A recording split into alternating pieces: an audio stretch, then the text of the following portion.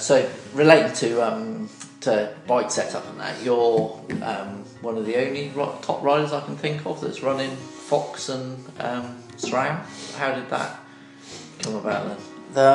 That just came about when I made the switch to Specialized. There was basically just a list of wants on my part. It was like, hey, if we're gonna make this happen, I would really like these things to happen. I would like to stay with this brand or whatever. And that was one of the things. I've been with Fox since 2008, my first year riding downhill, and have a really close relationship with those guys. I really believe in the product, and they've always done me right since day one. And I've said it a lot of times, but suspension is a big part of how a bike feels. You can make an average bike feel awesome if the suspension is really good, and you can make an awesome bike feel pretty average or pretty bad if the suspension isn't set up right. And we've always I just felt like they have a great product and we work really well together. So when I switched, it was something that I really wanted to stay with, just because it's what I've known and what I enjoy. Not to say that another product wouldn't be great as well, but for me, I don't know. It's just one of those things I really wanted to keep. I really believe in the brand and the product, so I was like wanted to keep it that way. So that was one of the things. When I moved over, I told them, hey, I would really like to stick with Fox, and obviously there was like some different things going on, and I really liked the SRAM stuff. I mean, I really liked it. So it was, it was one of those things. It was kind of weird, but at the same time, it was like, if we could get everybody on the same page and understand that we're just working towards the best outcome for me, as far as being a rider and getting the results that I want. Everybody was on the same page, like, we just want to try to give you the tools to do the best you can. So in the end, it was great, man. I kind of got the best of everything that I was looking for. The people that wanted to support me, they stepped up and they did, and that's what I have now. And some of the people that didn't, they backed out. So it was good, man. It worked out great. I mean, it's kind of, I've said it a bunch of times, but it is kind of my dream setup, and I really love everything that's on my bike. So it was, it was different, and it took a little while at first for people to kind of wrap their head around it, but once they did and they realized why the move was going that way, they were stoked to do it. So everybody at SRAM has been awesome. They gave me the best stuff this year. They were always working on the new stuff or whatever it was, always open for feedback, treated me like family. And same thing with Fox. So to have two brands, kind of put aside the competitive brand stuff, which is of course always going to be there, and just try to work together and help you, is I think it says a lot about both brands. So that was really cool to me. So certainly no regrets moving from your track deal then? No regrets. I knew before that I would never have a regret. When it's my belief and my faith leads me in my decisions, and I know the direction that's going to be right, no matter the outcome, because I know ultimately, like I said, it's going to work out for my good. Whether that shows in results or whether people understand even what that means or they get a chance to see it, doesn't matter, because I know that it will. I know that I'll never have regrets, and I never have. It's been awesome, man. I've worked with kind of a bunch of really amazing people, and we've done some cool stuff.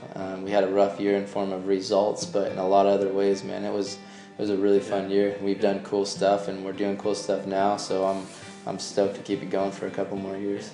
So where do you see that you can improve going forward? What do you see as your strengths and weaknesses? I think it's kind of the same as always. I think everything's always just getting better. I wouldn't really say that there's a specific spot that I would nail down, like, oh, this was a big weakness for me, I need to get better at this, or I need to do this, or whatever. It's always just working on little things. So I mean, fitness is always getting better, even though I think people made me out to be this like fitness god the last few years, which I wasn't. I've never been an awesome pedaler or whatever. I believed I was just faster, and that's why I was winning races like South Africa, not because I was gnarly on the pedals. If you line me up to the next top 10 dudes at pedaling the last couple of years, I bet I would be towards the end. And so people, they see the fitness thing, and I'm on the program with Todd now, and I see what they've been doing, and it's probably 3 times as in depth as what I've done the last few years. So it's always just bumping things up, always working, like something takes you to a level and you feel like you kind of plateau, and it's like, all right, how can I keep building, especially when you get to the top? there's not big things anymore. It's just fine tuning all the time. But more just trying to let everything line up on race day. I think being excited about the races, dropping in with the mind excited for the race run, I think is going to be really good this year. Trying to get my setup and myself and my fitness in a spot where those mistakes won't happen this year. It was weird for me last year because I couldn't really even explain why the mistakes happened. I didn't feel like I was riding over my head. I honestly couldn't put my finger on why it was even happening. So it's like, well, I'm just going to keep moving forward and doing what I'm doing. So, just racing more in the preseason right now, trying to just get comfortable with race runs, which I already feel like I am. And, just showing up the first one, and then that'll kind of be the gauge, see where we're at. Yeah. You said about, you didn't know quite why you're at that level, why those things happen. Do you think it's sustainable racing at that very top level? Because everything's such split, tiny little differences. And do you think it is? I mean, you have managed it for 2 seasons, but do you think it? Yeah, I mean, I always think that it is, because there's got to be a fastest guy every weekend, and everything is attainable, but it doesn't mean that it's going to be easy. Yeah. But do you think people are almost pushing it too far now? Like, you see people crashing, and are they pushing the limits too far? No, I mean, I think it just comes with the sport. Yeah. I mean, look at any sport, when it becomes to a level where there's a high level and you really have to ride the line. I mean, I always reference everything to motocross and supercross because it's kind of what I grew up in, but you look at guys like Villapoto, he's won a ton of championships lately, and but he's missed about half of the races with injury because he's always riding that line, and if he doesn't ride that line, you can't win that much. Same thing with Stewart. He was the guy for a lot of years, and everybody kind of raised their level, and he kind of had to adapt, and now he's starting to win again. He's had a lot of injuries. You look at any of the guys that are kind of at the top, and it's always an up and down, usually.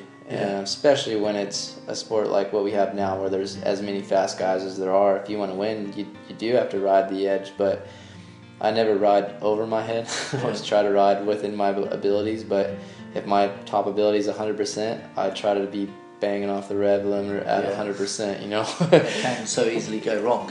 So there's no guarantees. We don't, I'm not trying to be out there making dumb risks, but at the same time, it's, if you want to win, you got to go fast.